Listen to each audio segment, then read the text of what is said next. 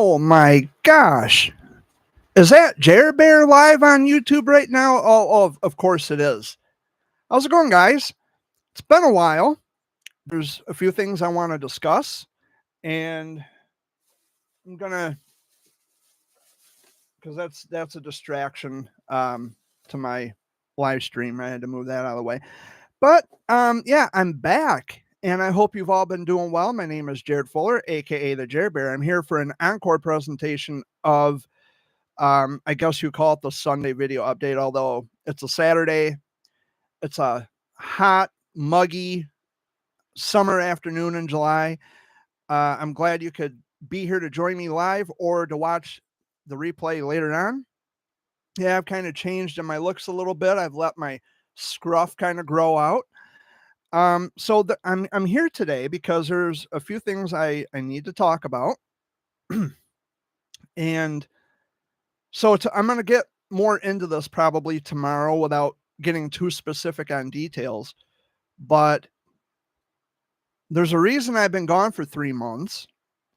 And that is on March 25th, I was arrested. Yeah, I was arrested. First time ever in my life I was arrested and put in jail. I spent 4 hours in Saginaw County, and I wanted to talk about why I was there. And before I get into why I was there, I just want for people to know that it had nothing to do with all the shit that people have been saying about me over the years from the childhood cancer world. Nothing to do with that at all. So there's that. But the reason I went to jail is because I had a warrant for my arrest. I didn't even know about it. And I guess it was for domestic violence. Now, let me just state for the record that the domestic violence had nothing to do with Amy, had nothing to do with Dad. We're all solid. We're good. I've been home since June. Oh, fuck. I don't even remember the day I came home. June 23rd, I think I came home. But it involved some people or a person who was staying with us at the time. She lied to the police, said I put my hands on her when I didn't. And so now I got to go to court for that. I'm not going to announce court dates publicly or anything like that because I don't need personal information like that, vital information getting out. I know when my court dates are, and I will be there. But I went to jail over someone lying to the cops and saying I put my hands on them. Now, anybody who really and truly knows who I am, and you've been with me for any number of years, you should know by now that I am the least violent person you're ever going to meet in your life. I am the least violent person that you're ever going to know.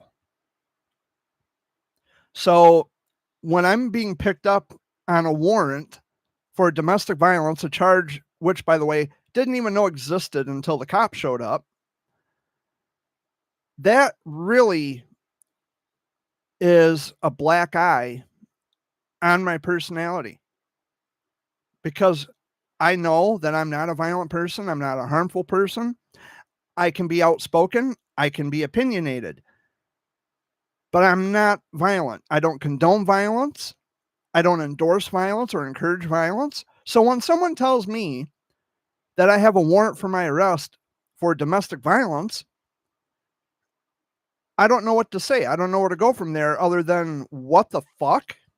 And that's exactly what I said to the cops. The cops were decent. They asked me if the cuffs were too tight, that kind of thing. And they said, Jared, we're sorry, buddy, but we got to put you in handcuffs. You have a warrant. We're here to pick you up. And so they were really cool about it. I put my hands behind my back. I said, do what you got to do. I'm not going to run. I'm not going to fight. I'm not going to resist arrest. Just do what you got to do. Just do what you got to do. And they were really decent about it. They read me my rights, of course. They walked me to the back of the police car. Plus, they buckled me in while being handcuffed. So it wasn't the best experience. It wasn't the greatest experience. I was in a holding tank for 4 hours. I was in with an illegal immigrant from Mexico and a guy who smashed another guy's face in with a shovel. So you can imagine how, I think I'll just stay over here. I was. But as it turned out, all in all, they actually didn't give me any shit. They were, good cellmates. But I wasn't in a cell. I was actually in a holding tank. But in any event, it wasn't a good place to be. I'm not bragging about it. I don't feel proud. I don't wear it as a badge of honor that I was put in jail, especially for some shit that I didn't do. And it's later going to come out in court. But this is a part of my life that I've had to deal with. Now, when I was bailed out, I stayed at my brother's house in Saginaw. I was there for about 2 months. Then I came back to Chesaning. I crashed at my Uncle Tim's for a little while. I slept in my car on his property because I didn't want to intrude on his home. I stayed at my friend's apartment, which, by the way, now she's moved out. She lives up north, up on the other side of Mayo. So I haven't been home in about 3 months, so 90 days I haven't been home. And I came home, I think, on June 23rd. So that's 90 days. March 25th to June 23rd, I think, is 90 days or close to it. I'm really, I'm speechless because I've never been arrested for anything in my life. I don't have a prior criminal background. I've never been in trouble for anything in my life. I don't have a speeding ticket, a parking ticket. I don't have a littering ticket, a jaywalking ticket. None of those things exist. None. Nowhere whatsoever. It's not a felony, which is a good thing. They didn't charge me with a felony. They charged me with a misdemeanor. And I pled not guilty, and I'm sticking to the plea. I'm not accepting any plea deals. So there's a good chance that this may go to jury trial. And I'm not going to let up. I'm not giving up, and I'm not giving in. If I did not commit a crime, I am not going to plead guilty to a crime I did not commit. I'm not accepting any deals because that would be an admission of guilt, and then they'll have something to fuck with me with later. I have an attorney, state appointed attorney. He's a good guy, really nice guy. And I don't want to give, like I said, I don't want to get into too many specifics of what's going on because I haven't been to court yet. But this is the kind of shit that I've been dealing with for the past 3 months. That's why I've been away. I've been absent. I wasn't in jail for 3 months. I was in jail for 4 hours on March 25th. That's when I was picked up on a warrant that I didn't know existed. So now I got to deal with that. But I wanted to kind of explain where I've been because it's been 3 months and I don't want to frighten anybody. I don't want to confuse anybody. I don't want anyone to think that, oh, Jared finally got caught for things that we said he did, which has nothing, that me going to jail has absolutely nothing to do with the things that you motherfuckers said I did or tried to pin on me. Had nothing to do with that. Entirely different scenario involving a person who they think they're owed everything and they had to be evicted from the property. Dad had to evict them, or that person anyway. And so the no contact order, there is a no contact order, which is in place. I cannot have any contact with the person who lied about me putting my hands on them, because if I do violate that order, I do 93 days in jail and I have to pay a $5,000 fine. I don't have 5Gs. I appreciate and love and cuddle my freedom. I don't want to end up back in that place again. And something else that really just blew me away is how Michigan laws are set up in regard to domestic violence. You don't have to physically put your hands on someone to be found in violation of a law that involves domestic violence. She claimed that I came at her in a threatening way, which I didn't. She claimed that I put my hands on her when I didn't. She claims a bunch of other things that are irrelevant to this case, which aren't true. She said she plans on lying to the judge. Okay. Go ahead. That's a perjury charge, which is a felony, lying under oath. And she just bad news, just all around bad news. And because of all this shit going on, and I'm able to come back home, never again are we going to let people stay in our home. They ate up our food. They brought food into the house, but not for the household, just for them. They let Dad and Amy go without fucking food. When I got home, that refrigerator was bare. Hardly a crumb in that refrigerator. I was pissed. My dad is 66 years old. He is officially a senior citizen.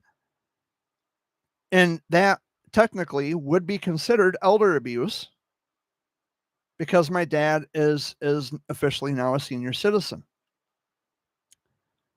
The yard is a fucking mess, or it was a mess. We're threatening to be fined if we don't get this shit cleaned up. The township says we have so many days to get this shit cleaned up. If not, we pay fines. And they're cumulative. And the first fine could be as much as $500. I don't have $500. I don't even have half of that right now. We have until the 19th to get this shit cleaned up. And it's not even our shit. It's their shit. And I haven't even talked about the amount of disrespect that they have shown Dad and Amy when I wasn't here. Absolute disrespect. That's why she is never allowed here again. She was evicted. If she's caught anywhere on my property, she goes to jail for trespassing. As a matter of fact, I have cameras coming in the mail tomorrow. Although tomorrow's Sunday, they're going to be shipped, I think, FedEx or Amazon. I have to be here to sign for them. I ordered them off Amazon. There will be a camera installed on the front of the house and the back of the house. And I plan on getting more cameras in the future. I have signs that say no trespassing and cameras are in use. So you're being watched. And it all goes back to my phone. And I'll know about it. Any movement, anything going on this property, I'm going to know about it. I shouldn't have had to have done that, but I can't trust certain people. They've stolen from us. They've run up our utility bills. They've caused drama with the neighbors. They have been problematic since day one, and they are never allowed here, and they're never welcome here ever again. She can't come back here because she'll go to jail automatically for trespassing. I've been missing my mom a lot, as you can imagine. And if my mom were here today, she would have her head on a fucking pike for putting me and my family through this bullshit. My mom would be furious if she knew what the fuck was going on. I was jailed for a crime I didn't commit. And I say a crime I didn't commit because the nature of the claim made by her was that I shoved her. I put my hands on her. I never put my hands on her. That is a lie. And the reason that they're fabricating these lies, or more or less she is because the house goes to me when something happens to Dad. Those arrangements were made years ago. We moved into this house in June of 1998. I've been here for 26 years. I was 11 years old when we moved in here. When we moved in here, those arrangements were made by mom and dad that when something happens to them, this house is mine. It's mine now anyway, as far as I'm concerned, but it's my house. Jay's pissed because I get the house. I'm the youngest of the children. That's why mom and dad arranged it like that.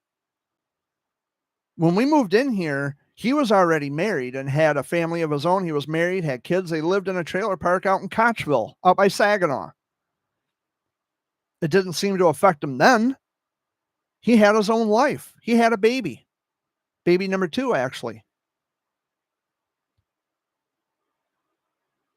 It's really preposterous to me how you get someone like her who wasn't even in the fucking picture when we moved into this house. How could she have an opinion about anything that happened prior to her being in the picture? I didn't even know who the fuck she was in 1998. She claims that I knew her, and I didn't. I don't know how people who are irrelevant think they have so much to say about shit that they have no idea what the fuck they're even talking about in the first place. That boggles my mind to no end. But those days are gone because she is not allowed back here. There's still going to be some drama. I know there is. Jay is currently in jail. He had warrants for back child support. He's still there. He's whining to dad and everybody to get bailed out. I'm not responsible for him, and neither is dad. Dad bailed him out of jail once before.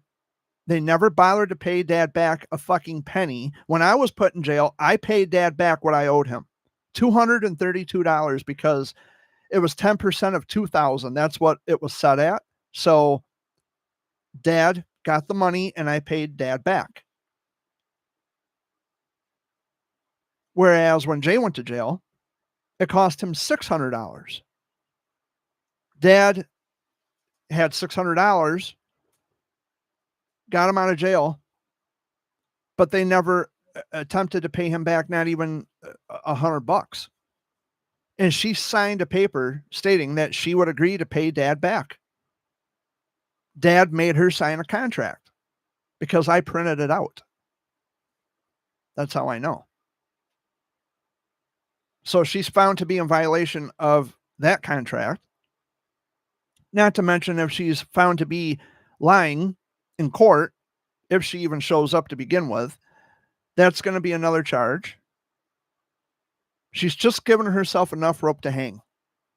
Now, in the chance that she does show up in court,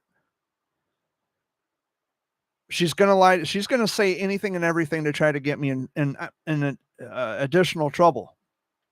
But everything she's going to say is going to be totally and completely irrelevant to the case at hand. She's going to tell the judge that I beat up Amy, which I never did. She's going to tell she's going to tell the judge that I sexually assaulted Amy when I never did. That never happened. She's going to say that I put my hands on someone up at the gas station over here on the highway. Never fucking happened. In fact, she was caught on surveillance camera hitting someone, assaulting someone with a foreign object. They caught her on camera doing this. It's a mess, and she is a horrible, disgusting person. And I tell my friends far and wide, if you run into her or even Jay, stay the fuck away from them. Stay away. Have nothing to do with either of them. They are bad news. They burn bridges with I don't know how many people around Chesaning. They're not allowed at several businesses, including the dollar stores, at gas stations. They're, as far as I know, they're still allowed to go in at Frank's for now until they're caught stealing, which is the reason why she's not allowed in a lot of the stores, because she got caught shoplifting. She thinks she's invincible. She tells everybody she's got cancer, which is even more fucking disgusting. And I don't think I need to know why. I don't think I need to explain to you why I find that to be disgusting. But that's the way she is. They have caused nothing but problems since they moved in. Now they're gone. He's in jail. She's who knows where. And I don't give a fuck where she is. As long as she's not on my property, I don't care. If I find her on my property, she goes to jail. But I, for one, it's been a long 3 months. I'm over letting people stay here. I'm at the point where I don't even want to help anybody. And that's sad. That's a shame. Because if you know me well enough, you would know that I absolutely love helping people. I love putting smiles on people's faces. I absolutely love to help people. That's something that Dad and I have always done. But this time, I think it actually broke me. I don't want to do shit for anybody. It shouldn't be that way. But it's gotten to that point, and it's also gotten to the point where I can't trust certain people. I should be able to trust people that they wouldn't steal from me, they wouldn't fuck me over, they wouldn't fucking lie about me. I should trust people. I should be able to trust people. But apparently I can't because they are not trustworthy. So that's the scoop on what's going on. I still have to go to court. And the interesting thing is that if she shows up, she's going to have to come up with a compelling case that I put my hands on her.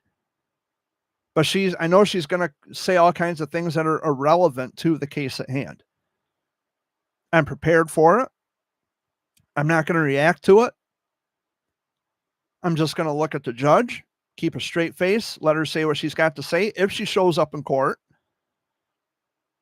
Because if she doesn't show up in court, they'll just dismiss it. My lawyer will file a motion to dismiss. If she makes it, cool. If not, oh well. But this is the bullshit that I've been dealing with. It has nothing to do with any rumors or gossip that people are saying about me on Facebook. It's got nothing to do with that. That's been going on for years. Still remains unproven. And I, for one, am just sick and tired of playing games. But anyway, that's a little bit of what's going on. I'll talk more about this tomorrow. I'll probably elaborate more because Dad and Amy will be here, and they'll be able to kind of elaborate and walk me through what we're going to talk about. There was something else I wanted to talk about too, which I kind of already talked about in a Daily Rant recording, and that is Tattoo Tom had passed away back in April. And I had mentioned that I probably wouldn't say much more after that particular Daily Rant, but I'll probably kind of give my thoughts on that a little more on tomorrow's Sunday video update. On a human level, as I pointed out in the Daily Rant, Tom and I may have had our differences in the past, but the very last thing I would have ever wanted for or hoped for or wished for was his death. I wouldn't have ever wanted that to happen. Even if we didn't become friends again, he was still someone's dad. He was still someone's nephew, son, brother, uncle. He was still someone to somebody in terms of family. As far as his cult following is concerned, I don't give a fuck how you feel about it. But what I do care about is his kids. As I pointed out in the Daily Rant, I care about his kids. My love and sympathies and condolences go out to his children. Even goes out to his parents, his mom and dad, and his siblings if he had siblings. I don't know Tattoo Tom's family all that well, but I know he has about 6 or 7 kids, and the mother of his children had passed away years ago, and his daughter passed away, and now he's gone. So I kind of know a little bit of the family history, not a whole lot. But I'm here to say it again, that I didn't want him to die. That's horrible. Losing a parent fucking sucks, man. I'm still going through it with the loss of my mom. This month is going to be 9 months. And it doesn't seem like it. But I don't want anybody watching this to think that I'm still, after Tom's death, that I'm going to pick on Tattoo Tom. He's gone. As far as I'm concerned, that's over with. But I want to emphasize and drive home that I still have sympathy for his kids and his parents and his immediate family. But that's probably the extent of my condolences. The cult following, that's just people who are confused. Just ask Sarah Moyo. And yeah, I'm picking on her. But anyway, guys, this is a quick Encore presentation. I have the house to myself. You hear the fan blowing in the background. It's kind of warm in here. I made some macaroni and cheese. I'm going to go get myself a bowl and chow down. Dad and Amy, I think, yeah, they went out to the Owasso Speedway. I know. They're out at the Owasso Speedway. I hope you all had a good 4th of July. My 4th of July was pretty good. We were at McCurdy Park, and I hung out with a girl named Carly and her daughter named Autumn, and one of Autumn's guy friends, not a boyfriend, just a guy friend. It was cool. I haven't seen the fireworks in, I don't know, 3-4 years, something like that. I've missed several years of 4th of July festivities. This year, Dad said, no, get in the fucking truck and let's go, because I'm having issues with my vehicle right now, and I didn't really feel safe driving it all the way to Corona. And the traffic was just as fucking horrible as I suspected it to be. But it was a great time. And I don't want the summer to be soured by bad shit and people who are just in bad moods. And I was blocked by another page, which I'll talk about tomorrow. But anyway, guys, I'm going to close this up for now. I love y'all very much, and I will see you tomorrow on my birthday eve for the Sunday video update, the first in months. So I hope you'll watch. Make sure you're subscribed and join in on the chat and be civil. So peace out, much love, and have a good one, guys. Take care.